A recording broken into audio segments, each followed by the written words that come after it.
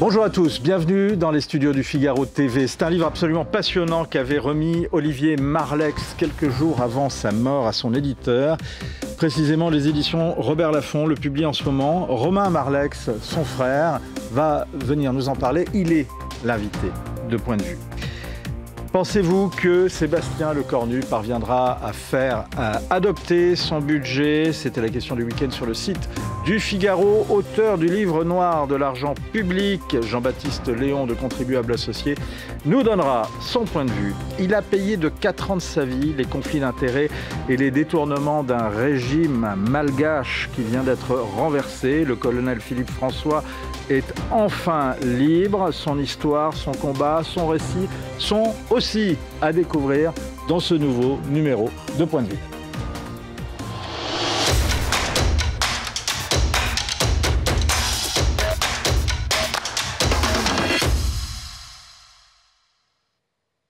Bonjour Romain Marleix. Bonjour. En quoi votre grand frère Olivier Marleix, de 14 ans, votre aîné, C'est ça. vous a marqué? Il m'a marqué parce que c'était quelqu'un qui était à l'aise avec tous les Français et qui surtout aimait les connaître et pouvait être aussi à l'aise dans une tour HLM à Dreux que chez un éleveur du Cantal, que dans un dîner mondain à Paris. Et ce qui me marquait, c'était qu'il connaissait la France, qu'il connaissait les Français et qu'il les aimait. Et je crois que c'est vraiment le livre d'un patriote, si je devais le résumer en une phrase. On va parler de ce livre. Dans ces pages, l'un des moments les plus frappants, effectivement, c'est qu'il parle de sa relation avec les autres membres de sa famille. Vous êtes une famille politique. Votre père, Alain Marleix, a été longtemps l'homme des élections au RPR. Et votre frère, donc Olivier, qui est mort début juillet, avait été lui-même une figure importante des Républicains. On va y revenir. Qu'est-ce qui vous a... Et il raconte comment il vous a quand même un peu mis le pied à l'étrier politiquement. Qu'est-ce qui vous a transmis? Je crois, déjà l'amour de la France, ça c'était comme notre père qui nous l'a transmis, une certaine idée de la France, le rapport au gaullisme, à une certaine intransigeance également dans les convictions, et puis aussi le fait de ne pas être un héritier, parce que Olivier, c'est important, il y revient dans le livre, il ne se voit pas comme un héritier. Mon père n'a jamais souhaité intervenir pour sa carrière, comme d'ailleurs pour moi. Donc en fait, c'est vraiment l'idée à retenir, c'est que même s'il y avait le regard bienveillant de mon père, c'était vraiment quelqu'un de... Il fallait se faire tout seul, il fallait se construire tout seul, il fallait à la rencontre des Français. Et c'est un peu ce parcours initiatique, ce parcours d'humilité, qui d'ailleurs parfois manque un peu aux responsables politiques actuels, qui est, je pense, la grande idée. C'est il faut se faire tout seul, il faut se construire tout seul. Voilà. Effectivement, cette question d'humilité, c'est quelque chose qui traverse ces pages. Lui-même l'a démontré, puisque, quoi qu'on pense de son parcours, il s'est effacé au profit de Laurent Wauquiez pour la présidence du groupe LR. On va essayer d'y revenir. Olivier Marleix était venu ici à votre place. C'était en février 2024. Et il était venu parler d'un dossier qui, en tout cas, a été celui qui l'a fait émerger sur la scène nationale. On verra ensuite si c'est ça qui a été le fait marquant de son combat politique. C'était pour justement les grandes entreprises françaises et l'industrie française, un bras de fer qu'il a eu avec le macronisme. Ces champions nationaux, ils ne sont pas nés par hasard, ce ne sont pas des créations spontanées du marché, ce sont le fruit les uns et les autres. C'était vrai d'Alstom, c'est vrai d'Alcatel, c'était vrai de Technip, une forme de colbertisme industriel, qui est tout simplement la traduction de la volonté politique exprimée par le général de Gaulle à la Libération de doter la France des moyens de son indépendance, de sa souveraineté. Et donc, il y a une politique conduite pendant des années où le ministère de l'Industrie, les pouvoirs publics au plus haut niveau, avaient comme souci de préserver les intérêts de ces champions. Là où on a le sentiment, que depuis trop nombreuses années maintenant, les dirigeants sont plutôt là pour parfois faciliter la tâche de leurs amis du monde de la finance. Et ce qui est frappant en retrouvant cet extrait, finalement, c'est que c'est quelque chose qui résonne également dans toutes ces pages, dans ce livre qu'il a remis aux éditions Robert Laffont quelques jours avant de mourir.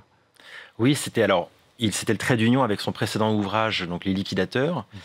Et c'est ce combat contre effectivement une partie de nos élites qui ont toujours, mais quasiment depuis la Seconde Guerre mondiale, ce réflexe, cette tentation du supranational. Voilà, donc être bienveillant trop bienveillant vis-à-vis d'une construction européenne qui n'est pas toujours rationnelle, trop bienveillant vis-à-vis d'accords de libre-échange, toujours avoir cette tentation du supranational et finalement cette idée que la France ne serait pas assez grande, qu'on n'aurait pas les moyens d'avoir une industrie forte et autonome, contrairement à ce que voulaient le général de Gaulle et Georges Pompidou. Et ça, c'est quand même un des grands fils conducteurs de son engagement politique, de son précédent ouvrage. Et les gens qui liront le livre verront à nouveau que plusieurs chapitres sont consacrés à la question de l'industrie française, à la question effectivement on peut le dire, un peu de cette trahison d'une partie des élites. Voilà. C'est intéressant, ça aurait été intéressant justement de voir comment il aurait réagi à la réunion qu'il y a aujourd'hui avec à la Maison de la Chimie, avec le Choose France ouais. d'Emmanuel Macron. Un axe traverse ces pages, l'amour de la France, mais une aversion constante à l'endroit précisément d'Emmanuel Macron, sans parler des transfuges de LR, et il revient sur les griefs à l'endroit du président de la République, l'effacement de la France sur la scène industrielle, et surtout le sacrifice des fleurons industriels comme Alstom ou Alstom. Alstom ou Alcatel. Oui, alors il y a plusieurs choses, c'est qu'effectivement il y a déjà la dénonciation d'erreurs stratégiques comme la dissolution, mais en réalité le péché originel de la dissolution, c'est plutôt le changement de Premier ministre, où Emmanuel Macron change Elisabeth Borne pour Gabriel Attal, alors que rien ne l'y obligeait. Et donc, du coup, au moment de la défaite aux élections européennes, Emmanuel Macron n'a pas d'autre choix que de faire une dissolution, puisqu'il n'a plus d'outils politiques à disposition. S'agissant d'Emmanuel Macron, il y avait effectivement deux choses. D'abord, comme on l'a dit tout à l'heure, la tentation supranationale qu'Emmanuel Macron incarnait. Et l'autre chose, c'est également ce qu'Olivier appelait souvent le coup d'État technocratique. C'est-à-dire le fait que de nombreux hauts fonctionnaires, pour accélérer leur carrière, aient choisi d'entrer dans la vie publique, donc en exerçant des fonctions politiques, que petit à petit, ils ont vampirisé des postes à responsabilité dans des partis politiques, et qu'à partir de là, ils ont fait régner, on va dire un primat, une puissance intellectuelle et on peut le dire aussi une chape de plomb sur les autres responsables politiques, en imposant une vision qui faisait qu'il fallait toujours, que les choses étaient toujours plus compliquées que ça, qu'il fallait se ranger à l'évidence, qu'il n'y avait pas d'alternative dans les politiques publiques. Et pour Olivier, Emmanuel Macron incarnait vraiment ce coup d'État technocratique et le fait que, malheureusement, il n'y avait plus d'alternative politique possible en dehors des extrêmes. Et Emmanuel Macron, effectivement, on le voit aujourd'hui, c'est soit moi, soit le chaos, c'est faire le vide entre lui et les extrêmes. Et finalement, la destinée manifeste du macronisme, c'est de détruire la droite républicaine et même aussi la gauche. Et effectivement, il y revient sur... Et effectivement, pendant... même en étant président de groupe LR, il y aura des tentatives de débauchage, même s'il arrive à négocier, c'est très intéressant, avec Elisabeth Borne et avec Gabriel Attal, pour lequel il ne masque pas son aversion, le fait qu'il n'y ait pas de débauchage. Il y en a eu quelques-uns, je pense notamment à Rachida Dati. C'était la condition préalable, effectivement, à une bonne... entre guillemets, cohabitation entre le groupe Les Républicains et le gouvernement, c'était d'arrêter les débauchages, puisque le précédent président de groupe avait quitté le groupe pour rentrer au gouvernement en 2022. Damien Abad. Voilà. Donc, effectivement, on partait très, très mal. Le seul débauchage, ça aura été Rachida Dati, parce que, encore une fois, pour lui, c'était la condition sine qua non d'un dialogue apaisé, ou on va dire plutôt utile au pays, entre lui et le macronisme, c'est-à-dire arrêter les débauchages, puisqu'encore une fois, la destinée manifeste du macronisme, selon lui, c'est de tuer la droite républicaine. Et ça on peut le lire dans le livre à plusieurs reprises. Si on fait un peu de politique politicienne, mais on voit que quand même les rencontres, c'est très très intéressant parce qu'on voit les coulisses du travail parlementaire et finalement les coulisses de ces 2 années finalement de cohabitation. Tout son travail a consisté pour Olivier Marleix à rendre les Républicains incontournables dans l'exercice du gouvernement et dans l'exercice du pouvoir dans cette période 2022-2024, période qui suit les élections législatives suite à la réélection d'Emmanuel Macron, et puis cette fameuse dissolution pour laquelle il n'a pas de mots, bien évidemment, assez durs. Il y a un hommage surprenant, c'est à Elisabeth Borne. Pourquoi ? Alors je pense qu'au-delà des convictions qui étaient sans doute très différentes, il appréciait beaucoup le style de la personne et la sincérité de l'engagement, même si cet engagement était effectivement très différent du sien, puisque Elisabeth Borne est un profil de haut fonctionnaire très classique, mais à titre personnel, il appréciait la personne. Voilà. Et je crois que la politique, il y a quand même des gens derrière, il y a quand même des êtres humains, et parfois, au-delà des divergences politiques, on se rend compte qu'on a peut-être affaire à quelqu'un qui fonctionne avec un logiciel proche du sien. Voilà. Un regret immense dans ce livre, c'est le départ de Michel Barnier. Il parle même de parenthèse enchantée.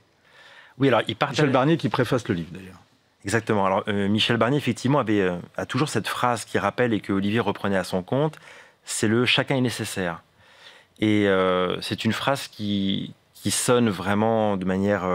qui résonne particulièrement dans l'époque dans laquelle on vit, notamment après 8 années de macronisme, où on a l'impression qu'effectivement, il y a les gens qui doivent traverser la rue, puis il y a cette manière de dire que chacun est nécessaire, que chaque Français est important, que chacun a sa part au destin collectif. Et c'était une façon de s'opposer aussi à la phrase d'Emmanuel Macron par rapport à ces Français qui ne sont rien. Exactement, voilà. Alors ça, c'était d'ailleurs la dédicace du précédent livre d'Olivier Les Liquidateurs. Et je crois aussi qu'il appréciait beaucoup dans Michel Barnier cette manière de faire de la politique, même si parfois, notamment sur la question européenne, ils étaient assez distants. Voilà. Pas de mention, ça m'a beaucoup frappé, pas de mention de François Bayrou. Alors, il comptait faire mention de François Bayrou parce qu'il devait le rencontrer quelques jours après sa disparition. Et d'ailleurs, c'est quasiment, puisque souvent c'est une question que nous posent les gens, est-ce que le livre a été expurgé ou quoi que ce soit ? Évidemment, le livre, on l'a pris tel quel, on n'a rien changé, bon, à part des coquilles et des répétitions. Et la seule petite chose qu'Olivier voulait ajouter, c'était un portrait de François Bayrou qu'il devait rencontrer 3 jours après sa disparition.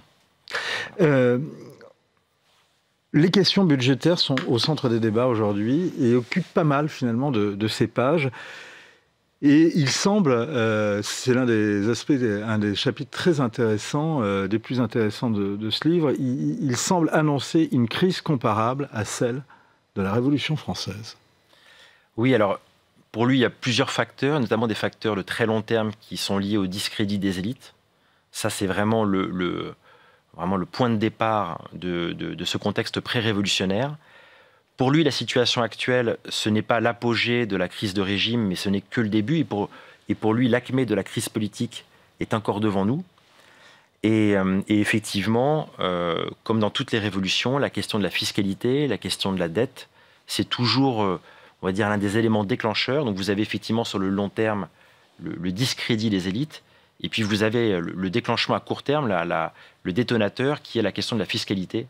Parce que nécessairement, l'état des finances publiques va devoir amener à des réformes qui seront probablement politiquement très lourdes de conséquences et douloureuses pour les Français. On a le souvenir d'un homme qui pouvait avoir une voix qui portait. Il dit d'ailleurs qu'il n'aime pas beaucoup la télévision et qu'il préfère la presse écrite et la radio. Un homme toujours d'une grande élégance vestimentaire. Je pense qu'il avait les plus beaux cols italiens de Paris, en tous les cas au Parlement.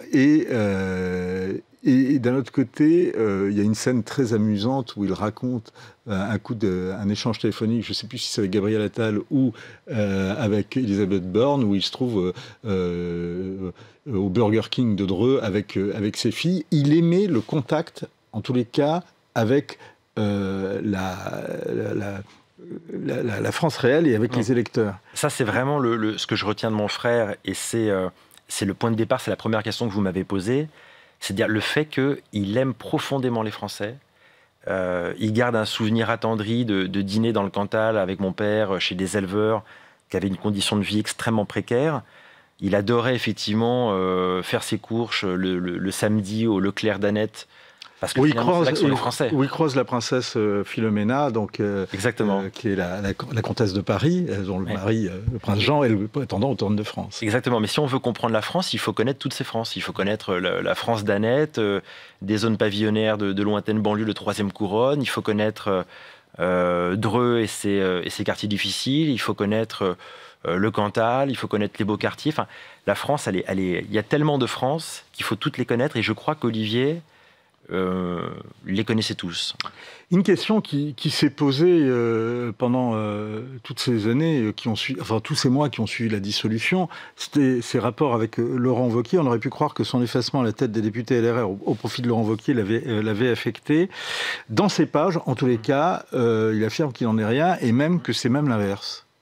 Non, pas du tout. Je pense qu'il était très conscient que Laurent Wauquiez devait jouer un rôle important, alors qu'il était président de région, il était forcément un petit peu à côté de l'actualité politique, comme Xavier Bertrand et Valérie Pécresse. Et donc, il avait enjoint Laurent Wauquiez à revenir sur la scène nationale pour avoir un rôle important, que ça soit effectivement à l'Assemblée nationale ou même potentiellement dans la perspective des élections présidentielles de 2027. Il est plus virulent à l'encontre de Marine Le Pen que de Jean-Luc Mélenchon. Alors, ça, il n'est pas non plus extrêmement dur vis-à-vis de Marine Le Pen. Il n'y a vraiment aucune attaque personnelle. Je crois même que ses rapports interpersonnels avec elle n'étaient pas mauvais. Il avait du respect pour elle, comme pour tous ses adversaires politiques. Moins pour les députés du Rassemblement national, en tous les cas. Non, mais disons que pour Marine Le Pen, c'était différent, puisque c'est quand même elle, la présidente de groupe. C'était son interlocuteur en tant que président de groupe. Et il est simplement un petit peu dur avec le Rassemblement national. Je pense à juste titre, dans la mesure où, n'ayant pas exercé le pouvoir, ils peuvent encore se permettre de proposer des mesures qui semblaient à Olivier parfois contradictoires. Quelques traits assassins à l'encontre de Jean-Philippe Tanguy notamment, mais c'est assez drôle. On notera dans les dernières pages une sorte de vertige face à l'affaissement de l'identité nationale et à la dissolution de la cellule familiale. Oui, là encore, c'est des problèmes beaucoup plus profonds. Et donc là, c'est quasiment des faits de société. Et comme il le dit souvent, la question des faits de société, ça doit relever de choix intimes. On le voit pour le vote de l'IVG notamment. Donc ça, c'était un combat qui était quasiment pas politique, mais un combat de société. Et voilà, il observait comme tout le monde, comme tous les Français, la difficulté de préserver la cellule familiale avec les nouvelles technologies de l'information et de la communication qui rentrent dans tous les foyers, avec une situation économique difficile, puisqu'aujourd'hui, très souvent, 2 personnes dans le foyer doivent travailler, alors qu'avant, un seul salaire pouvait suffire. Donc là aussi, c'est un des problèmes le plus de fond de notre société. Mais là, le politique, malheureusement, a moins de poids. Voilà, il le regrettait. Qu'est-ce qui a été le plus dur pour lui dans son combat et dans sa vie politique ? Le combat pour la souveraineté a quand même été assez difficile, puisque même chez les Républicains, c'est pas toujours évident de faire entendre une voix, je ne veux pas dire souverainiste, mais en tout cas relativement exigeante sur les questions d'indépendance nationale. Voilà, c'est une ligne que beaucoup d'élus au fond d'eux partagent, mais qu'il y a une espèce de biais de prestige, il y a un peu une chape de plomb, et personne n'ose vraiment aller au bout de ces questions-là. Là, il a commencé sa vie politique aux côtés de Charles Pasqua. Donc c'était effectivement... Il était dans le camp des non à Maastricht, dans un parti où les oui à Maastricht et au traité constitutionnel l'avaient emporté. Oui, et là, ça renvoie aussi au coup d'État technocratique, puisque effectivement, on a beaucoup de hauts fonctionnaires qui sont arrivés au sein du RPR et qui ont imposé effectivement une ligne politique qui était... Et c'est assez paradoxal, parce qu'on peut penser justement que par ces origines-là, il pourrait avoir des mots un petit peu plus durs à l'encontre de ces hauts fonctionnaires, notamment Alain Juppé ou même Édouard Balladur. Et finalement, il se montre plutôt nostalgique de cette époque où ces figures dirigeaient le parti. Oui, mais c'était des figures qui avaient quand même une expérience politique absolument incroyable. Quand Édouard Balladur devient Premier ministre, il a plus de 30 ans de carrière d'expérience politique, il a été secrétaire général de l'Élysée. Alain Juppé, avec aussi les divergences politiques qu'il avait avec lui, c'était quand même des personnalités d'un calibre tout autre. C'est pour ça que souvent on le croit dur avec ses contemporains, mais c'est simplement parce qu'il a connu Pierre Messmer, Charles Pasqua, l'amiral Philippe de Gaulle. Il a commencé avec ces figures-là, M. Couvu de Murville. Donc c'est quand même très difficile de maintenir ce niveau d'excellence et d'exigence. Quelques pages aussi autour de la dissolution et effectivement de la tentative d'Éric Ciotti à l'époque d'allier, de faire alliance entre le LR et le Rassemblement national. Dans le fond, qu'est-ce qui a primé chez votre frère? Est-ce que c'était la colère vis-à-vis de l'aventure personnelle d'Éric Ciotti ou bien une divergence stratégique? Alors, c'est pas personnel vis-à-vis d'Éric Ciotti, avec qui il continuait d'entretenir des relations courtoises. Je crois que ça renvoie encore à ce qu'on évoquait tout à l'heure, c'est-à-dire le fait que la droite gaulliste en France est historiquement écrasée entre les centristes d'un côté, qui aujourd'hui sont les macronistes, et de l'autre, le Front National, devenu le Rassemblement National. Deux pôles politiques qui, d'ailleurs, ont en commun de ne pas être aussi soucieux de l'indépendance nationale que n'est le RPR. Et donc, pour lui, c'était extrêmement important. Il y a débat. Voilà, extrêmement important de rester effectivement autonome et de rester indépendant, parce que quand on prône l'indépendance de la France, on ne peut pas accepter que notre parti soit mis sous la tutelle soit des macronistes, soit du Rassemblement national. Voilà. Alors après, évidemment, je ne reviendrai pas sur le fait que voilà, il y a beaucoup de gens qui considèrent peut-être à raison que le RPR, l'UMP puis les Républicains n'ont pas tenu leur engagement gaulliste. Mais ça, c'est un autre débat. C'est une des questions, effectivement, qu'on peut se poser. C'est-à-dire que, finalement, est-ce que sa voix n'était pas unique au point d'être minoritaire, ou bien est-ce que sa voix n'était pas minoritaire au point d'être unique au sein de LR? Elle n'était pas si minoritaire. Beaucoup de gens le rejoignaient et appréciaient ses travaux. Simplement, effectivement, pendant très longtemps, je pense même dans notre famille politique, la question de la souveraineté était un peu une question sensible. Voilà. On avait l'impression que si on n'était pas parfaitement aligné sur des questions pro-européennes, si on n'était pas parfaitement aligné sur des questions de libre-échange, on n'était pas totalement sérieux. Et aujourd'hui, on le voit avec le Mercosur, où notre famille politique n'hésite pas à dénoncer cet accord, que finalement les choses sont en train de changer. Voilà, et que finalement, on n'est plus dans un européisme béat, et comme ça a pu être le cas, malheureusement, à une époque. Ses rapports avec Nicolas Sarkozy?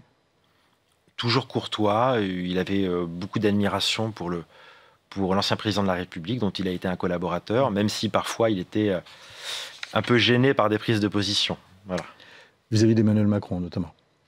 Notamment, effectivement, puisqu'il est arrivé à Nicolas Sarkozy, notamment pendant la campagne de 2022, de prendre position pour Emmanuel Macron, alors même que les Républicains essayaient de se sauver et que les députés Les Républicains essayaient de se faire réélire. Quel est pour vous l'héritage de votre frère Olivier? Qu'est-ce qu'il faut justement défendre le plus dans ce qu'il a légué? C'est la question de la souveraineté, sans aucun doute. Voilà, et que l'alpha et l'oméga du gaullisme, c'est l'indépendance de la France. Et je pense que l'héritage d'Olivier, c'est de dire que cet héritage du gaullisme, il doit perdurer, et il doit continuer. Et je crois qu'en un mot, l'indépendance de la France, je crois que ça lui irait très très bien.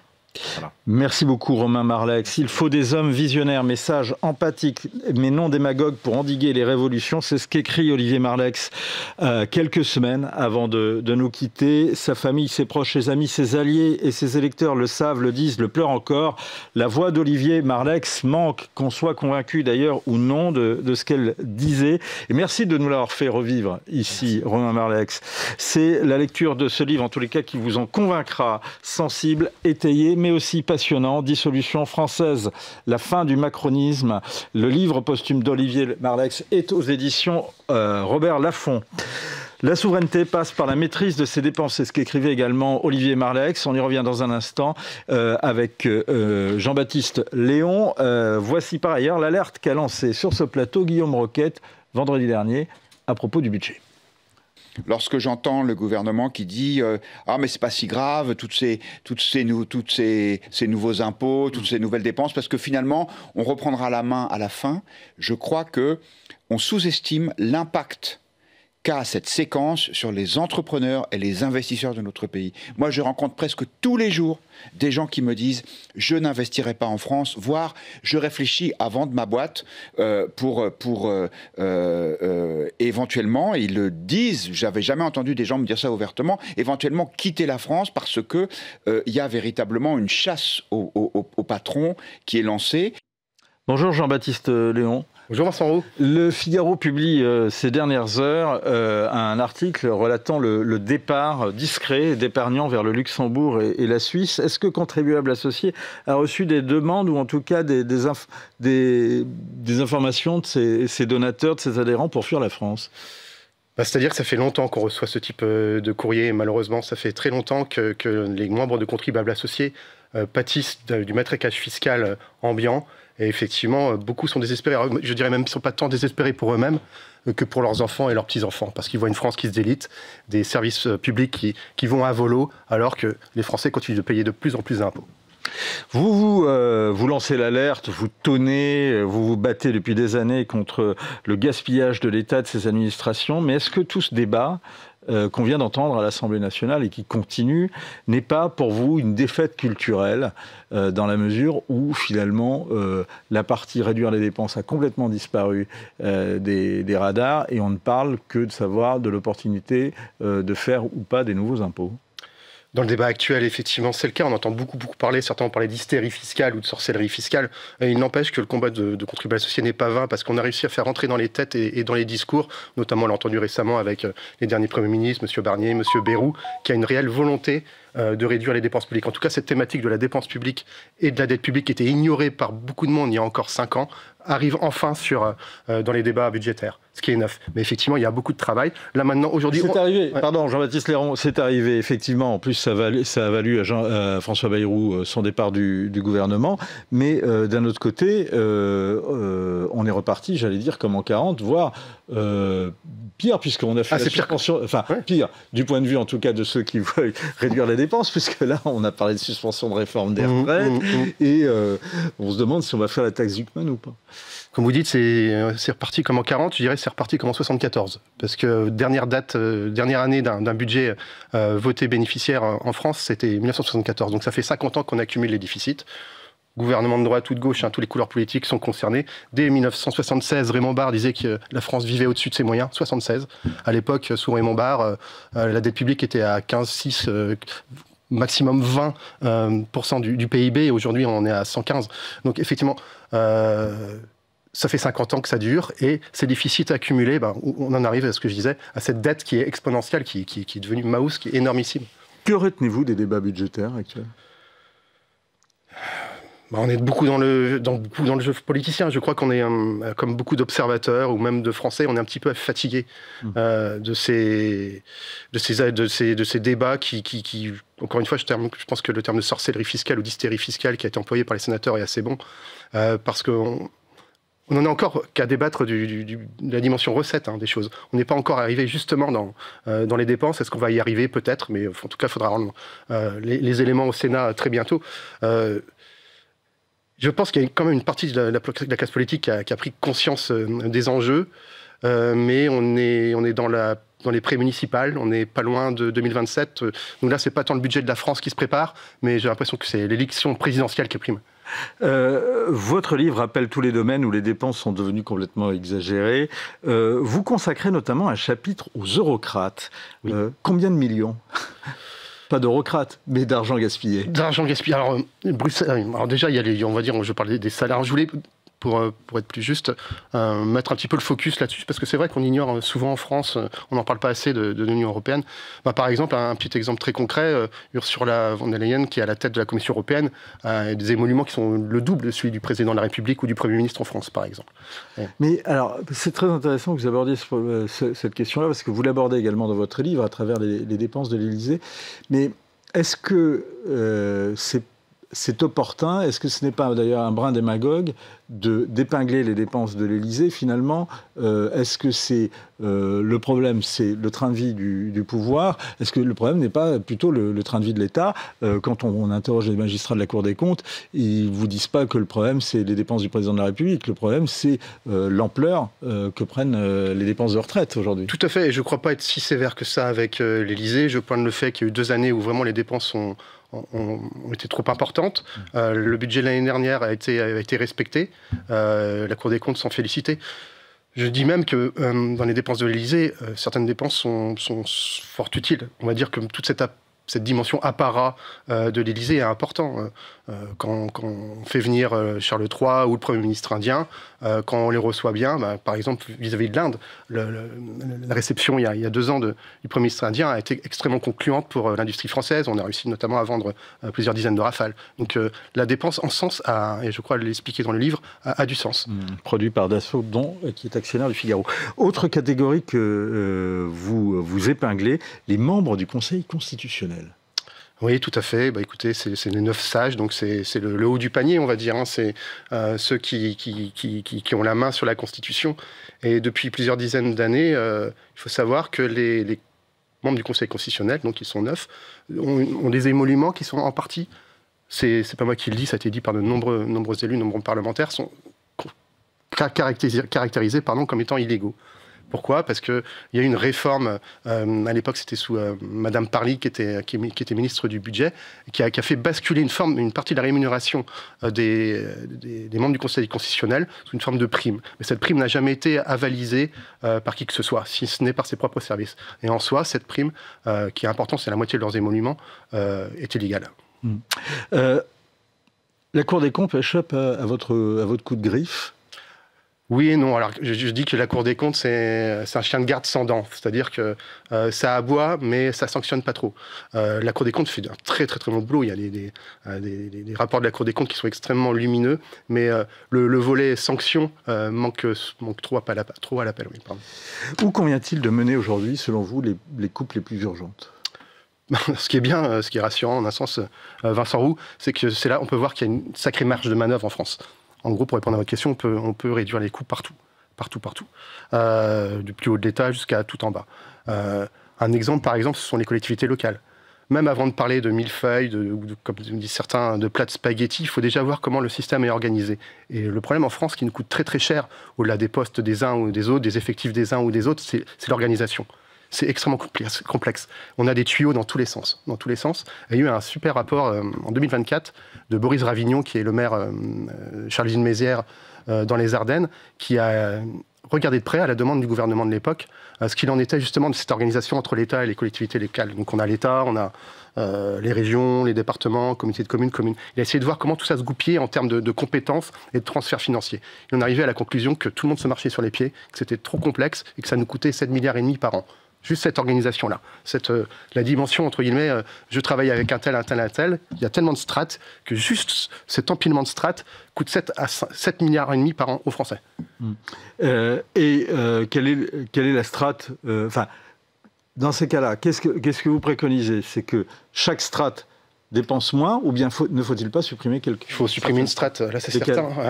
Là, on est parti dans les grands débats.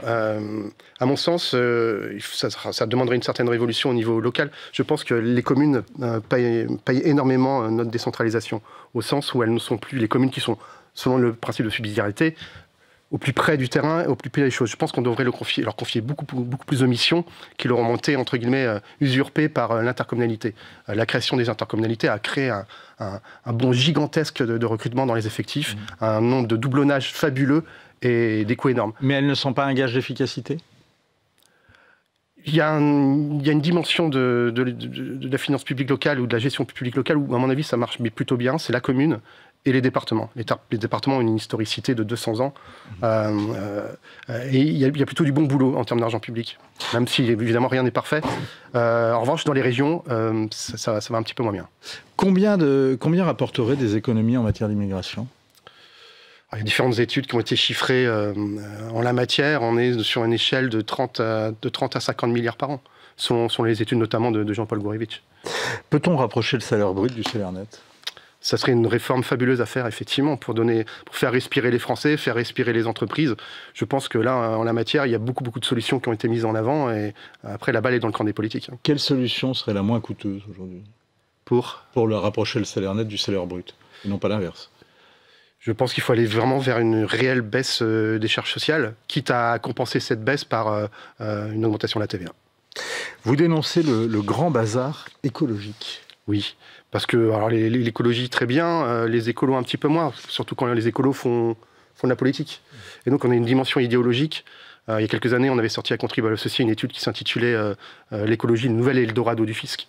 Et je pense que quand on voit, c'est pareil pour les radars, par exemple, il y a un tiers des dépenses, des recettes reçues via les radars va au désendettement de la France. Là, c'est un peu la même logique. On paye entre 50 et 60 taxes écologiques en France, ménages et entreprises comprises. Et une grande partie de cet argent ne va pas à l'écologie, va au remboursement de la dette ou autre dimension politique.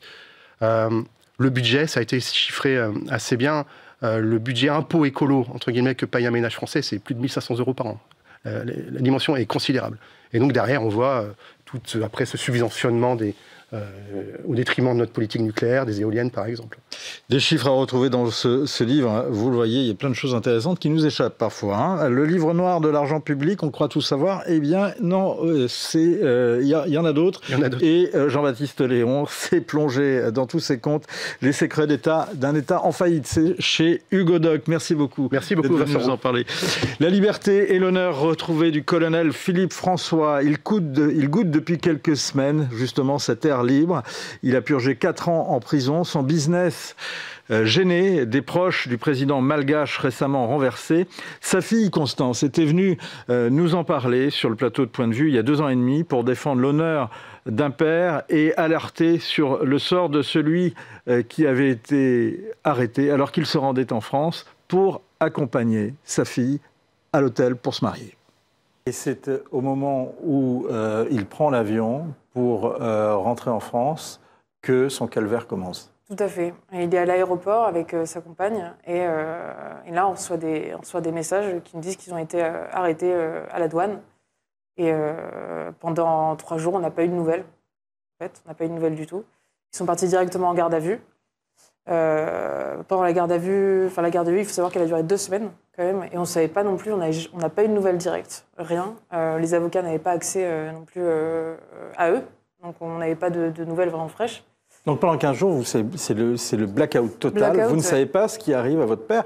C'est 15 jours entre le moment où il est arrêté et qui vous sépare de votre mariage, soit dit en passant. C'est ça, exactement. À part via les journaux. On a juste des nouvelles via les journaux, on apprend le motif d'arrestation et là, on se dit mais c'est n'importe quoi. Il est accusé d'avoir participé à un complot contre le président malgache. Tout à fait. Donc évidemment, nous, on se dit que c'est n'importe quoi, que ça va pas durer longtemps. On se dit c'est une erreur, c'est pas possible, etc. Bonjour Philippe François. Bonjour monsieur. Comment vivez-vous ces heures de liberté retrouvées et surtout, j'allais dire, comment vivez-vous ces heures où vous avez vu précisément un pouvoir malgache renversé, celui-là même qui vous accusait de vouloir le renverser? Ouais, ça fait un peu l'arroseur arrosé. J'ai trouvé ça assez amusant. Ça m'aurait fait rire si j'avais pas été en prison. Mais donc il y a une espèce de la roue tourne. Donc après, moi, je le vis. Moi, je vois là aussi l'intérêt du peuple malgache. J'espère que de ce pouvoir adviendra un sort meilleur pour Madagascar. Il mérite vraiment d'être bien gouverné. Voilà, ça fait quand même assez longtemps que... Enfin, on connaît un peu la gabegie de ce pouvoir. Donc moi, c'est le vœu que je formule, en fait, c'est que ce peuple soit mieux gouverné, aille mieux. C'est un pays extrêmement riche de ses richesses naturelles et riche aussi des gens qui le composent, qui sont... c'est un beau peuple, le peuple malgache. Donc il mérite vraiment ça. Donc voilà. Vous avez donc passé quelques temps à Madagascar avant d'être emprisonné. Votre histoire, donc votre cauchemar, on l'a vu, on vient de l'entendre, débute en 2021. Vous faites du business à Madagascar, vous comptez revenir en France pour marier votre fille et vous êtes condamné donc, pour une tentative de coup d'État. Est-ce que vous avez vraiment compris pourquoi aujourd'hui vous avez été condamné? Oui, j'ai parfaitement compris. En fait, c'est un espèce de jeu à 3. Le premier conseiller de l'ambassade et l'ambassade se montaient assez critiques contre le pouvoir en place.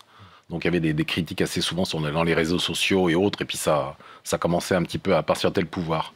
Mon associé était Premier ministrable. C'est-à-dire qu'il pouvait accéder à la primature, et le président Radzoel, en fait, avait comme possibilité de le nommer Premier ministre.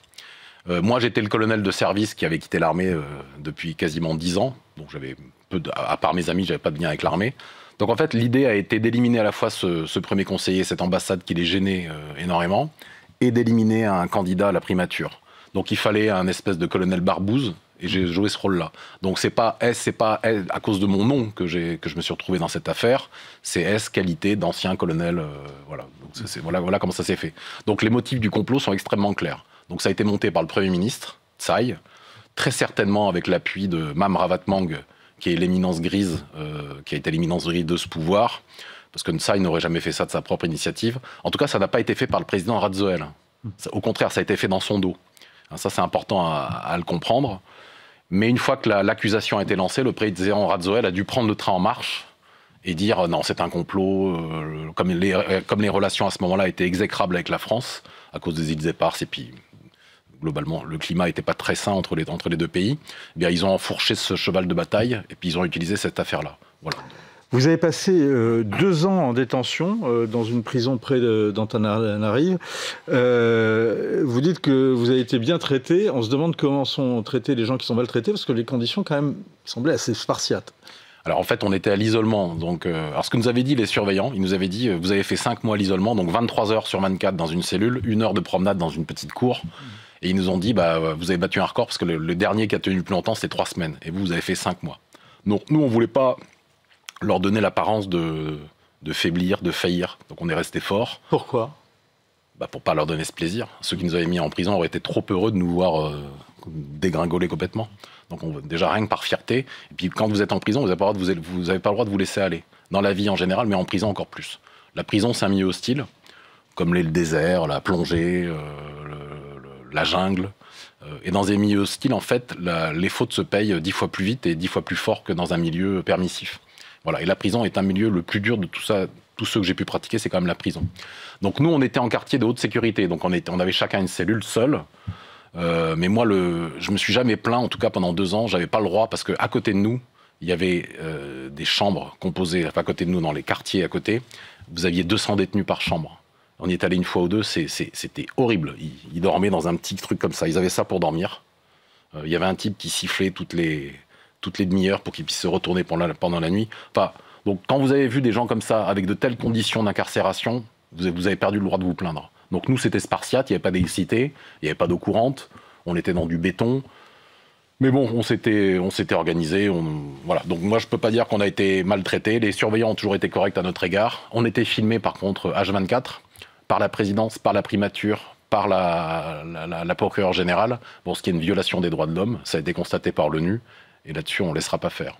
Mais au-delà de ça, pas de maltraitance. Et puis, on ne serait pas laissé faire. Voilà. On voyait tout à l'heure votre fille témoigner pendant justement votre détention, votre captivité.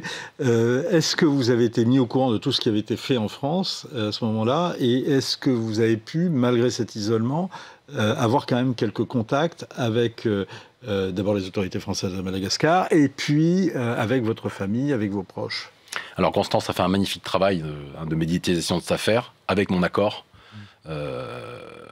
L'idée, c'était de défendre effectivement mon honneur, parce que Libération avait quand même commis un article m'accusant carrément au début, sans bien sûr vérifier quoi que ce soit. J'étais le barbouze de service et ils sont partis à... Bon voilà, Libération a fait un travail d'amateur là-dessus. Mais sinon, toute la presse a été extrêmement... a dit la vérité, en fait. Il n'y a pas de... Moi, il n'y a pas de... On va rappeler, vous étiez donc vous étiez officier d'actif, vous avez été même chef de corps du régiment de marche du Tchad, et puis après vous êtes parti dans la vie civile et vous avez, on vous dit, alors Étienne de Montetti qui vous consacre, vous a consacré 2 portraits, vous dit que vous avez plein d'idées à la minute, et donc à ce moment-là vous aviez l'idée de faire du business à Madagascar. Exactement, donc je suis venu pour prendre la direction générale et organiser, structurer une start-up qui faisait de l'annotation de data dans le secteur de l'intelligence artificielle. Je suis resté 1 an. Après la question, je suis parti. Donc la question se posait de monter un fonds d'investissement dans des projets stratégiques, donc éventuellement exploiter de l'or, mais surtout utiliser l'or pour lancer d'autres projets dimensionnants pour le pays. Voilà, donc ça c'était le projet. Pour Madagascar. Pour Madagascar. Voilà, parce qu'il y a tellement de chantiers à faire dans ce pays que On a que l'embarras du choix. Ça, c'était mon objectif. Je n'ai jamais fait de politique. Je n'en ai jamais fait ni en France, ni à Madagascar. C'est pour ça que quand j'ai été arrêté, si vous voulez, j'ai pas compris. J'ai vraiment pas compris. J'ai mis 3 jours à demander aux policiers qui nous gardaient. Je dis, mais pourquoi je suis là? Et j'ai essayé d'émettre des trucs. Ils me disaient, non, je peux vous assurer que si vous êtes là, avec les moyens qu'on a déployés, c'est vraiment que c'est très, très grave. Et donc, j'ai vu arriver, ça, c'était une scène d'anthologie. On était dans une minuscule pièce. Et j'ai vu arriver, en fait, la procureure générale avec son fauteuil Chanel. Elle est rentrée dans la pièce. Elle m'attendait. Il y avait 10 policiers autour d'elle dans une toute petite pièce. Elle m'a regardé, elle me dit, vous savez pourquoi être là? Je dis, j'ai hâte de le savoir, madame. Vous êtes là pour atteinte à la sûreté de l'État, tentative d'assassinat du président. Et je l'ai regardée d'une telle façon qu'elle a répondu en disant, mais vous savez, je suis quelqu'un de très compétente, hein, c'est pour ça qu'on m'a nommé procureur général. Et là, je me suis dit, là, je suis dans de bonnes mains, là, ça va bien se passer. Ouais, donc c'était, voilà, et ça a été le sketch après tout le long. Est-ce que vous avez eu accès quand même à certains droits élémentaires de vous défendre? Bah oui, on a eu un avocat, mais l'affaire était jouée d'avance. On savait que les dés étaient pipés. On a eu des messages du président qui sont venus pendant le procès en disant « rassurez-vous » et autres. Mais c'était joué d'avance. En fait, il faut vraiment bien comprendre que c'est pas Radzoel, hein, c'est pas le président malgache qui a lancé le truc. Lui, il s'est retrouvé un petit peu prisonnier, entre guillemets, sauf qu'il n'était pas en prison, de ce jeu-là. Donc on a eu des avocats. Oui, les avocats ont pu venir. Mais par contre, avant le procès, on n'a eu aucune visite, c'était interdit. Mais les avocats ont pu venir, ouais. Mais le truc qui a été absolument scandaleux, c'est que je n'ai jamais eu accès ni à un ordinateur, ni à mon iPhone, où j'avais tous les business plans. Donc ils me l'ont donné au procès quasiment. Je suis resté 7 heures à la barre pour me défendre. Et ils m'ont passé l'iPhone, croyant qu'ils allaient me déstabiliser, que j'arriverais pas à retrouver mes documents. Donc j'ai retrouvé rapidement mes documents, et je leur dis, regardez, ça c'est des business plans. Parce qu'en fait, ils accusaient de Sarah First, la boîte qu'on avait montée, d'être un espèce de faux nez permettant de monter un coup d'État, enfin n'importe quoi. Donc je leur ai prouvé qu'il y avait des business plans, et pendant 7 heures, j'ai démonté tous les arguments. Mais ça a servi à rien. Le dossier est vide. On a récupéré une de mes clés USB et ils sont tellement malins que dans le procès, ils projetaient en fait la date du document qui correspondait à 2 ou 3 jours après mon arrestation. Voilà, donc la pensée magique, j'ai transféré un document rien qu'avec la puissance de mon cerveau sur une clé USB. Donc ils sont même pas, si vous voulez, ils sont même pas embarrassés de monter un dossier solide. C'était vide. Vous parvenez à être transféré en France, ça c'était une demande justement de votre fille Constance qui était venue sur le plateau de Point de Vue. Mais là, vous n'êtes pas libéré. Non. Non, alors que les pénitentiaires qui m'accompagnent me disent, bon, vous nous ferez... Bon, d'abord, ils ne mettent pas les menottes, ce qui est plutôt rare, hein, normalement dans un transfèrement. Et ils me disent, bon, vous nous ferez une photo quand vous serez sur le perron de l'Élysée avec le président. Bon, moi je pensais vraiment être libéré. Hein. Quand j'ai vu la procureure à La Réunion, elle m'a signifié le transfèrement. Et voilà, et quand je suis arrivé à la santé, on m'a fait comprendre, non, vous restez un petit peu au chaud. Enfin, dans l'esprit de tout le monde, c'était je restais un peu au chaud, histoire de dire qu'il y avait une peine qui était quand même... Quand on fait un transfèrement, on accepte la peine. Donc je pouvais pas être libéré dans la foulée, ça c'était pas possible. En revanche, que je fasse 1 ou 2 mois de prison, puis après être libéré grâce à l'aménagement de peine, oui, c'est ce à quoi je m'attendais. Et j'ai vu que ça se reculait, et que le parquet a employé absolument tous les moyens pour pas que je sorte. Ça, ils ont eu... Non seulement ils n'ont utilisé aucune occasion pour pouvoir me sortir, mais ils ont utilisé toute la jurisprudence et tout le droit pour faire en sorte que je ne sorte pas. Et pourquoi, est-ce que vous avez compris pourquoi vous n'avez pas été libéré, ou pourquoi vous n'avez pas pu bénéficier de cet aménagement de peine, ou même pourquoi vous n'avez pas été gracié? Alors, juste 2 points. D'abord, le transfèrement, le président Macron a œuvré. Le président Macron a œuvré aussi pour la grâce. Ça, c'est un fait réel. Il est vraiment personnellement intervenu. Et ça, je l'en remercie. Le président Sarkozy aussi. Hein, c'est vraiment impliqué de façon très chaleureuse. Mais après, pourquoi j'ai pas été libéré alors que j'arrivais en France après avoir fait 1 ou 2 mois, ce qui se fait habituellement, hein, pour des gens qui ont vraiment fait quelque chose en plus? Eh bien, écoutez, je sais pas. J'ai quelques petites idées, mais je sais pas pour l'instant. Mais c'était des raisons puissantes quand même. Ça devait être des raisons puissantes. Vous pensez que vous avez été sacrifié aux relations entre Madagascar et Paris, par exemple? C'est une hypothèse possible. Ou faciliter le transfèrement de Paul Maillot. C'est possible aussi. C'était votre... qui était le comparse, celui qui pouvait accéder à la primature. Il y a plusieurs hypothèses possibles. Peut-être c'est un faisceau de causes.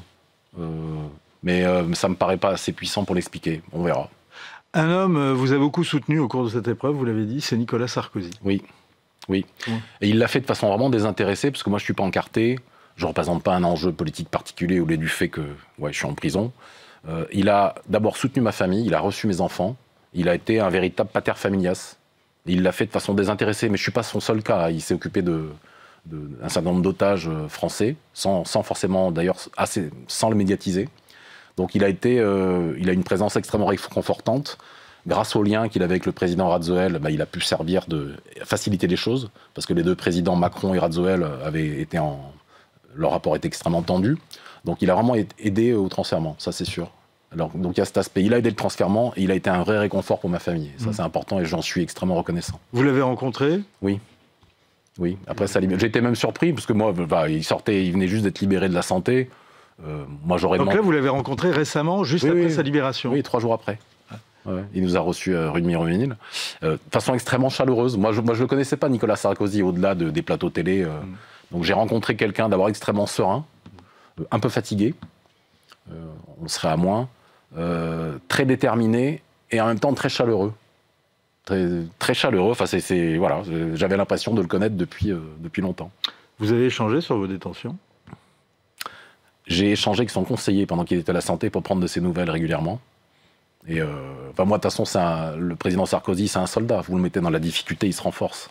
Voilà. Mais je pense que ce petit passage à la santé a été une faute politique si quelqu'un voulait l'écarter politiquement. Est-ce que les récents événements et le renversement du président Radzoel vous ont ouvert les portes de la prison?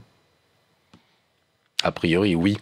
Alors, oui, mais ça aurait pu me les fermer encore un peu, ça aurait pu les laisser fermer un peu de temps. En fait, le président Macron avait négocié avec son équipe une grâce avec le président Radzoel. Elle devait intervenir en fait à la sortie de l'été. Ça avait été dealé en avril et ça devait être à la sortie de l'été pour pas qu'il y ait concomitance entre le voyage du président et une grâce. Voilà. Donc, quand j'ai vu arriver la fin de l'été, je me suis dit, bon, c'est bon, là, on est proche. Parce que je savais de source sûre que ça allait se faire.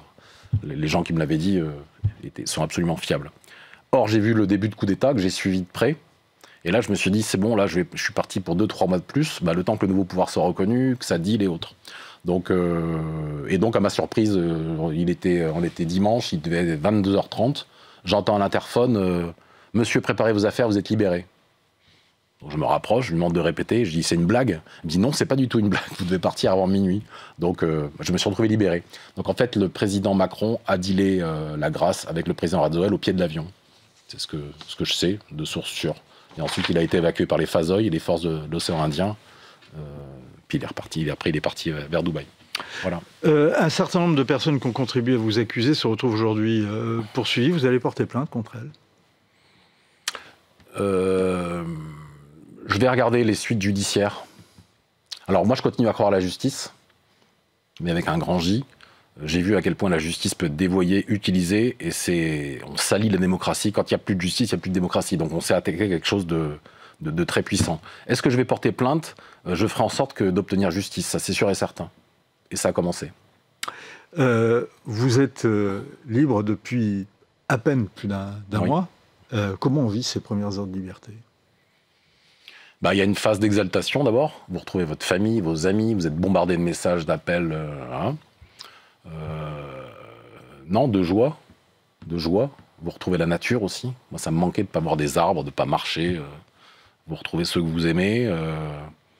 Ça ouvre plein de projets. Non. Quels sont vos projets aujourd'hui? Sur le plan professionnel, c'est de faire du conseil en termes de leadership, parce que j'ai écrit un livre en détention, il faut que je sorte d'ailleurs, sur les 150 mots autour du leadership. Voilà, à partir de 150 mots, vous essayez de comprendre ce qu'est le leadership. Et vous viendrez nous le présenter? Avec plaisir. Merci beaucoup Philippe François d'être venu témoigner sur le plateau de Point de Vue. On se retrouve demain, même heure, même endroit.